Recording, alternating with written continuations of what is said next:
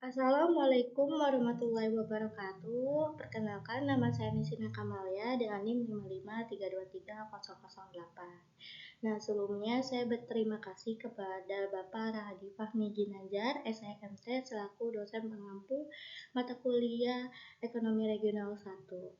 Nah, di sini saya ingin menjelaskan tentang analisis ekonomi regional di Indonesia, salah satunya ada di Kabupaten Barito Utara di Provinsi Kalimantan Tengah. Nah, di sini ada topik pembahasan. Yang pertama itu ada pendahuluan, yang kedua ada teori singkat tentang apa sih itu konsep wilayah, teori lokasi, dan teori pusat pertumbuhan. Yang ketiga ada analisis empiris meliputi PDRB, location content, dan subset analisis. Yang keempat, interpretasi dari hasil dan rekomendasi kebijakan yang harus dilakukan. Yang kelima yaitu kontribusi saya dalam proyek kelompok. Yang keenam itu ada kesimpulan. Nah, selanjutnya itu adalah pendahuluan. Kita harus tahu itu, apa itu ekonomi regional? Ekonomi regional adalah perekonomian yang memahami struktur dan potensi ekonomi suatu daerah, guna mendukung perencanaan pembangunan yang tepat sasaran. Nah, salah satunya nih ada dalam kasus saya atau saya lakukan, yaitu ada di Kabupaten Barito Utara di Provinsi Kalimantan Tengah yang menggunakan analisis location quotient atau LQ yang digunakan untuk mengidentifikasi sektor-sektor unggulan yang memiliki keunggulan kompetitif dibanding daerah lainnya. Sementara itu, shift share atau analisis SSA digunakan untuk menilai pertumbuhan sektor-sektor ekonomi.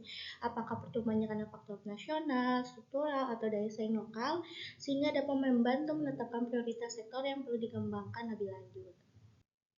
Nah, sebelum memasuki ke analisis kasus saya di Kabupaten Barito Utara, kita harus tahu dulu teori konsep wilayah. Wilayah adalah ruang geografis yang digunakan untuk menganalisis kegiatan ekonomi seperti kota, kabupaten, atau provinsi yang digunakan untuk memahami bagaimana sumber daya, aktivitas ekonomi terbesar, dan pembangunan berlangsung. Nah, dalam konsep wilayah ada tiga konsep wilayah. Yang pertama ada wilayah formal, wilayah fungsional, dan wilayah perencanaan. Wilayah formal itu memiliki ciri keseragaman.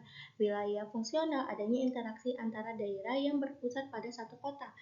Yang ketiga, wilayah perencanaan itu bertujuan untuk pembangunan. Nah, selanjutnya itu ada teori lokasi. Nah, teori lokasi menjelaskan mengapa suatu kegiatan ekonomi memilih tempat tertentu untuk beroperasi dengan tujuan memaksimalkan keuntungan dan mengurangi biaya seperti transportasi, tenaga kerja, dan bahan baku. Salah satu menurut ahli yaitu menurut Albert Weber, teori lokasi adalah industri yang berfokus pada pemilihan lokasi yang dapat meminimalkan biaya transportasi, tenaga kerja, dan memanfaatkan keuntungan aglomerasi atau kedekatan dengan industri lain. Nah, kemudian teori pusat pertumbuhan. Ada menurut Van Quist-Verrock, teori pusat pertumbuhan menjelaskan bahwa ada wilayah tertentu yang menjadi pusat penggerak ekonomi, menarik investasi, dan menciptakan lapangan pekerjaan yang ada pada gilanya akan mendorong pertumbuhan di daerah sekitarnya melalui efek penyebaran atau split effect. Namun, selain ada efek penyebaran, ada juga dapat menyebabkan efek balik atau backward effect, yang dimana daerah sekitar mengalami kemunduran karena sumber daya dan tenaga kerja dan investasi terpusat di pusat pertumbuhan, sehingga menciptakan ketimpangan antara pusat dan wilayah lainnya. Nah, selanjutnya ini ada ke kasus analisis yang saya lakukan di Kabupaten Barito Utara. Nah, di sini ada data PDRB-nya Kabupaten Barito Utara tahun 2010 sampai 2024. Nah, kita lihat nih tren PDRB-nya dari garis kuning yang menjulang ke atas, dilihat bahwa sektor pertambangan dan pengalian sebesar 46.827,4 miliar tetap menjadi penopang utama ekonomi Barito Utara dan kontribusi hampir 50% dari total PDRB selama 2010 sampai 2024 sehingga berpotensi menjadi penopang ekonomi alternatif ke depan. Nah, selanjutnya ke analisis location quotient yang digunakan untuk membandingkan kontribusi sektor di daerah dengan tingkat nasional. Jika nilai LQ-nya lebih dari 1,1 menunjukkan sektor basis atau sektor unggulan, jika nilai LQ-nya kurang dari 1 menunjukkan sektor non-basis. Nah, ini ada analisis perhitungan yang saya lakukan di Kabupaten Barito Utara dalam ADHK. Nah, dilihat bahwa dari tabel location quotient bahwa sektor jasa perusahaan merupakan sektor unggulan Barito Utara pada tahun 2010. Namun, pada tahun 2012 yaitu sektor jasa perusahaan bergeser ke sektor pengadaan listrik dan gas pada tahun 2011. Namun sejak 2012 sampai 2024 sektor jasa perusahaan kembali mendominasi. Hal ini mencerminkan konsistensi daya saing dan peran strategis antara sektor ini dalam mendorong pertumbuhan ekonomi daerah.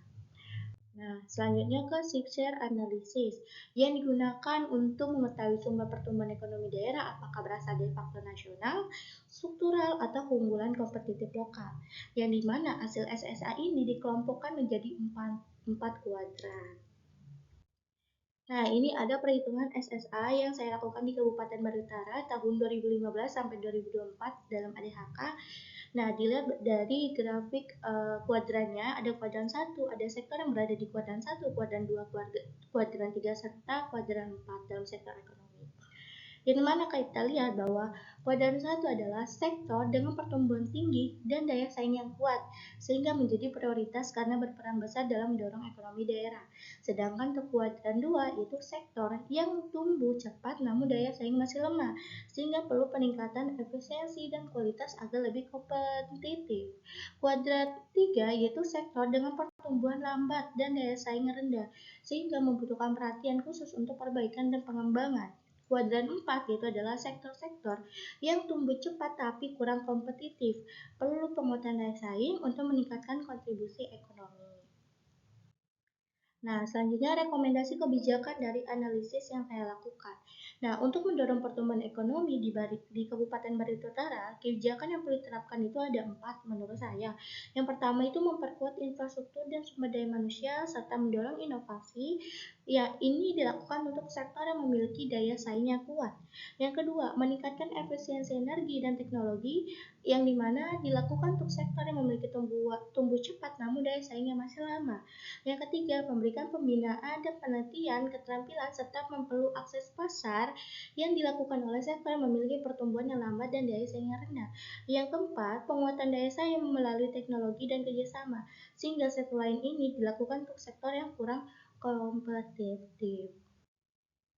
Nah, segitu kontribusi saya dalam proyek kelompok di mana saya pada waktu itu wilayah metropolitan yang ada di Sarbagita, yaitu ada di Denpasar, Tabanan, Bandung, dan Gianyar. Nah, di mana saya berkontribusi dalam menganalisis wilayah Sarbagita di Bali, mencari data tentang populasi, pengangguran, pendidikan, PDRB untuk memahami dampak pertumbuhan ekonomi Sarbagita terhadap daerah sekitarnya. Jika ada tugas kelompok, nanti saya mungkin akan fokus pada analisis sektor unggulan yang dapat memperkuat pertumbuhan di Sarbagita dan daerah sekitarnya. Sehingga kesimpulan bahwa analisis LQ ini menunjukkan bahwa ekonomi Barito Utara didominasi oleh jasa, terutama jasa perusahaan, sementara sektor pertambangan mulai menurun. Itu untuk hasil LQ-nya. Kalau untuk SSA merekomendasikan fokus pada sektor-sektor di kuadran 1 dan 2 yang tumbuh dan kompetitif, sedangkan peningkatan produksi sektor di kuadran 2 dan kuadran 3 dan 4 guna mendukung pembangunan yang terarah dan berkelanjutan. Nah, cukup sekian presentasi dari saya, kurang lebihnya mohon maaf. Wassalamualaikum warahmatullahi wabarakatuh.